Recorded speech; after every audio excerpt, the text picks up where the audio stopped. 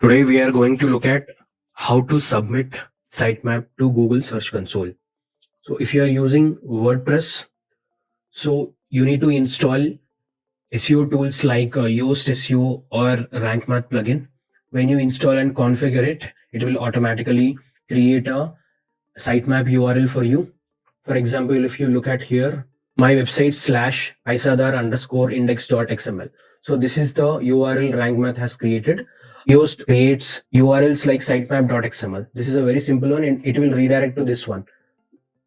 So automatically it gets redirected. So the simple URL is a website /sitemap.xml. So this is a simple URL where most of the plugins, Yoast SEO or Rank Math plugins will create, and you need to bring that URL and come to sitemap section once you log it into the Google Search Console and put it here and submit it. So once you submit, it takes some time and all the data will be populated. Since I have already submitted, it is showing the data that it has discovered 20 URLs and the last read date was yesterday. The status is success. So when you go inside this, you will see sitemaps for other post types.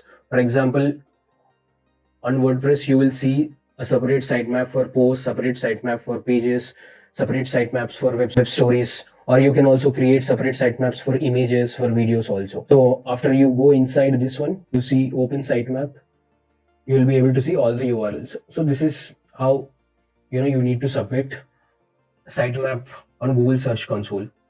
So if you have a custom coded one which is not a WordPress one, so what you have to do is you can go to Google and type XML sitemap generator and click on the first website and go here, put your website here and click on start. So once you click on start, it will scan and it will detect all the pages and give you a XML file.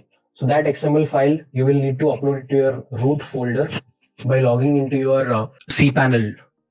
So after you upload that XML file into the cPanel, you just need to put that URL here again and click on submit. That's all you need to do, and Google will fetch all the URLs from it. So this process is done every time when a new URL is created for custom made websites, because this is not dynamic. Every time you add a new page, you need to come to this website and submit the URL and get a sitemap and go and resubmit the sitemap onto the website. So if you have a WordPress one, it is dynamically updated every time. You don't need to do any other changes once you do first time. That's all. Thank you for watching this video.